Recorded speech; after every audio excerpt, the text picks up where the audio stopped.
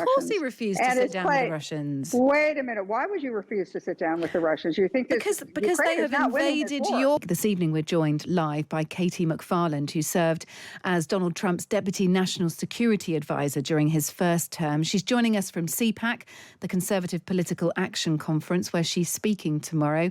Katie Mcfarland, welcome to Times Radio. Thanks for being with us. It's a pleasure. Thank you for having me. I wonder overall what you make of the climate at the moment in terms of peace talks between Ukraine and Russia, the involvement of Donald Trump, the exclusion of President Zelensky. How do you view all this? Well, first of all, I mean, the United States has not talked to Russia in 3 years. The Biden administration refused to talk to at any level, had refused to talk to the Russians. And so any idea of a peace negotiation or what do you do next, we weren't talking to them. In fact, the Biden administration said, look, we can't trust Putin. Therefore, we're not even going to have a deal. Therefore, we won't even meet to talk. So when President Trump sent his Secretary of State, National Security Advisor to meet with the Russian counterparts in Saudi Arabia, it was really to just sit down at a table, look eye to eye and say, let's establish a contact. Now, the U.S.-Russian relationship is much bigger than just Ukraine. It's a whole host of issues that we have before us. And again, we haven't talked to them about anything. So I think the first step was to sit and talk. Now, when President Trump was asked, well, who else is going to be at this table if you go further with negotiations? He said, not the Europeans. The Europeans really aren't part of this. Will you guarantee the security of Zelensky? You know, he said, well, yeah, we are going to work with Zelensky. But now, sadly, President Zelensky is somehow deciding that the United States should not have peace talks with Russia at all. Well, hang on. He was excluded, wasn't he, from those initial talks between the United States and Russia. And since then, he's been called a dictator without elections. He's been described by Elon Musk tonight as the disgusting massive graft machine feeding off the dead bodies of Ukrainian soldiers. Incorrectly, his popularity rating's been put at 4% by Donald Trump. That is just incorrect. That is just fake news, to be honest with you. So I'm sure President Zelensky would counter and say he wants to be involved, but he's being excluded. You know, first of all, the one thing I've learned about President Trump is take him seriously, but don't take him literally. So with the idea that the Ukrainian president is being excluded, no, I mean, we're just at the beginning of these negotiations. President Trump has sent the American Secretary of the Treasury to meet with Zelensky in Ukraine saying, look, let's work out a deal. Maybe, you know, you have rare earth minerals. We would like to develop those rare earth minerals and let's negotiate if maybe how we could do that together. Zelensky rejected it. Now, I don't know if he's rejected it incompletely or maybe he just rejected the terms that were initially laid down. Actually, Zelensky, it came from Zelensky. The idea about... The initial idea did come from Zelensky. Came from Zelensky. He then presented a proposal to the U.S. administration. The U.S. administration came back with a deal that we've seen a draft copy of through the press that asks for $500 billion worth of Ukraine's rare minerals, etc., because they say that they've spent $350 billion in aid, far more than Europe. They want that repaid, and if they're to have a future interest in Ukraine, a security guarantee, if you like, they want a down payment for that as well. There is a correction to be made. The US has actually provided Ukraine with around £118 billion worth of defensive aid, not £350 billion. But we'll just move on from that. Well, I mean, we can debate that because some of it comes directly in military assistance, some of it economic assistance, some of it comes indirectly, for example, through international organizations. But anyway, it's well north of $100 billion. Yeah. And so the original idea came from Zelensky. He proposed something. The US have countered back with $500 billion worth. Zelensky's then countered back again. So, I mean, surely this is an ongoing negotiation. But in Zelensky countering back, but in Zelensky countering back, he's been accused by Donald Trump and J.D. Vance of not wanting peace, of interfering in peace talks, of not being genuine, all because he's going through a negotiation the same as the US are doing. So that's, I suppose, why he's feeling miffed about the whole thing. Look, Zelensky refused to sit down with the Russians for 3 years. Now we're sitting down with Well, the of Russians. course he refused to sit down with the Russians. Wait a minute. Why would you refuse to sit down with the Russians? You think because they have invaded your country. Yeah, but all right, I understand that. But what is your response? What are your alternatives right now? This is a war of attrition, which Ukraine is losing. Despite all the assistance it's received from Europe and particularly from the United States, Ukraine is losing this war slowly, grindingly, painfully, but losing this war of attrition. In a war of attrition, the largest country, the richest country, the country with the biggest population wins. So Ukraine is never going to win this war. No, unless the United States gets militarily involved, unless NATO gets militarily involved. And I can tell you from the perspective of the United States, we do not want World War III. We do not want boots on the ground in Ukraine. So if they can't win the war, what else could they win? Ukraine can win the peace. Now, how do they do that? After the fighting stops, after there's a ceasefire, what will happen in Ukraine? The West, particularly the United States, will rush into Ukraine to rebuild Ukraine, just to develop its rare earth minerals, to develop a lot of its natural resources, its agricultural resources. So when President Trump, remember, he plays a long game. He's a real estate investor. He looks for the 20-year investment, not the 6-month investment. So when President Trump looks at Ukraine and looks at how do you win the peace, you win the peace by economic development with Ukraine, where you have very close ties with the United States, particularly. And then within a few years' time, Ukraine is not only prosperous, but fully integrated into the European economy. The best way to protect Ukraine is to make it an economic necessity for the United States and Europe. I don't think that Ukraine has an issue with being integrated into the European economy. The issue they have is that there's a full-scale invasion that took place nearly 3 years ago, and they are being pummeled. You are absolutely right about it being a horribly slow, grinding war. I don't think they need help to be put on the map.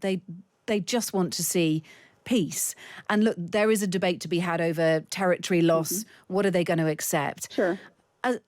Speaking to a few people today plugged in, and you can by all means debunk this for me, but a couple of people we've spoken to today who are plugged into this administration feel very strongly that actually Donald Trump isn't interested in long-standing economic ties with Ukraine. He's interested in a business deal that sees the money paid back, that sees perhaps some money going in on an ongoing basis from Ukraine to the US in exchange for further military support, some sort of security guarantee to help keep the peace. Mm-hmm. He's interested in that, but actually he just wants this done quickly. That's why he's advanced the talks at such a pace with Russia, because he kind of wants this off his agenda quickly. He said he'd do it in the run-up to his election. Now he's doing it. What he really wants to focus on is the bigger threat of China. He's got bigger fish to fry. Mm-hmm. Would you agree with that? Fair enough. And one of the ways you deal with China is to look at the Chinese-Russian relationship, or the Chinese-Russian, North Korean-Iran alliance, and how do you maybe put a wedge between that, or peel it off, or how do you have a relationship which allows you to really focus on China, which is the main issue, the main strategic threat to the United States, the peer competitor economically, militarily. How do you do that? Well, one of the ways would be to take the Ukraine war off the table. Now, look, nobody's saying that Vladimir Putin is a good guy. Nobody is saying that the Ukrainian people aren't brave and wonderful. President Trump is trying to figure out, how do you stop this war that Ukraine cannot win? And how do you account for, one of the things we want to account for is where the money go. Zelensky himself is saying they don't know where $75 billion went of assistance. Now, did it get delivered? Did the Ukrainians take it? Did they say? We don't know. And until you find out where the money is given, the United States is not going to be in the mood to give more money to a country that can't account for the money it's already received. I think Ukraine accept that. I think that European nations accept that they need to step up. They've, to be absolutely honest, if Donald Trump walks away with a rare minerals deal, that is a stroke of genius. He has had payback for the money he's spent, and he walks away with an ongoing investment that will nurture money back into the United States, whether it pays for the aid they give or whether it gives them extra. That is fair enough. He's made a good business deal of it, all the while the EU, European nations have got nothing similar at all. They just pledge their support and their money and their military aid as kind of, because they're sort of part of the collective rather than as a business deal. Yeah, but Kate, the European contribution came as a loan. The American contributions came as a gift.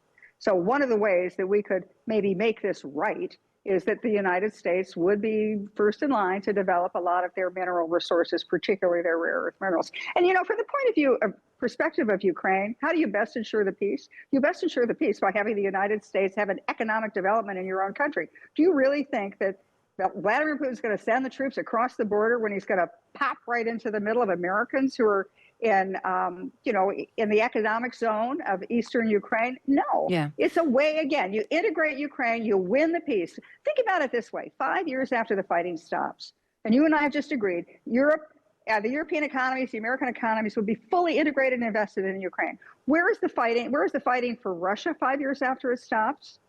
Russia's broke. Russia relies on high oil and natural gas prices to fund its wars. There's a reason Russia invaded during Obama and invaded during Biden, did not invade during Trump. Why? Because during Trump, oil prices were $40 a barrel. At Biden, it was $140 a barrel. And with Biden, it was 100, and Obama, it was 140. Yeah. So all of that extra money gave Ukraine, it was to Ukraine's enormous disadvantage because it was dependent on Russian energy, natural gas, and it gave Russia a huge windfall of profits, which they used to invade. Yeah. So Donald Trump's energy policy, the thing that nobody's talking about is Donald Trump says, drill, baby, drill. Everybody, ha, ha, what does that mean? Well, what that means is the United States will once again turn on our energy superpowers. We have oil and natural gas enough to power the world cheaper, safer, more abundantly than any other country in the world. And if that happens, the United States can, again, bring down the price of oil. Okay, Russia understood. doesn't have the extra money. Yeah. Can I ask you, Katie Mcfarland, Sure. about China in this? We've already discussed how maybe Donald Trump is just, literally has to just get Ukraine peace off the table, done, dusted, so he can focus on larger threats, one of which includes China, we both agree. However, he's dealing with Russia. He's making assurances to Russia. He's trying to broker peace with Russia. And as we understand, after those talks in Riyadh in Saudi Arabia earlier this week, there were various economic opportunities discussed between Russia and the United States. That is part of negotiating, of course. Right. But how does Donald Trump factor China and China's support of Russia, Russia and China working together? How does he factor that into this equation? Again, I would go back to the fact that Donald Trump is a businessman, not a politician. He understands the one fundamental fact between the United States and China. It was in the first term. It's much more so even in his second term. China needs to sell to us more than we need to buy from them. We are the world's largest market. We have never used that to our advantage. We've never used it to really cut good trade deals, for example. And so when President Trump is going to deal with China, he's going to do it with the understanding that China's economy is slowed down. It's probably not growing at all. It has to grow. China has to export. Its internal market doesn't really exist. They make stuff, but they don't buy their own stuff. They don't buy enough of their own stuff to support the manufacturing base. The United States, meanwhile, our economy is growing, and it particularly will grow. We think it'll grow really quickly with a lot of the budget cuts we're talking about, with a lot of the energy that's going to come back in and be really cheap energy or really help American manufacturing. So we could have a situation where the United States economy is growing, Europe's economy is not growing, China's is not growing, and where the United States is even in a more powerful position. For that reason, I said, other countries need us as a market.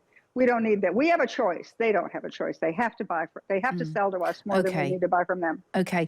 Whilst I've got you, let me ask you about next week for Donald Trump. President Macron is on his way on Monday. Our Prime Minister Keir Starmer is on his way and will meet Donald Trump at the White House on Thursday.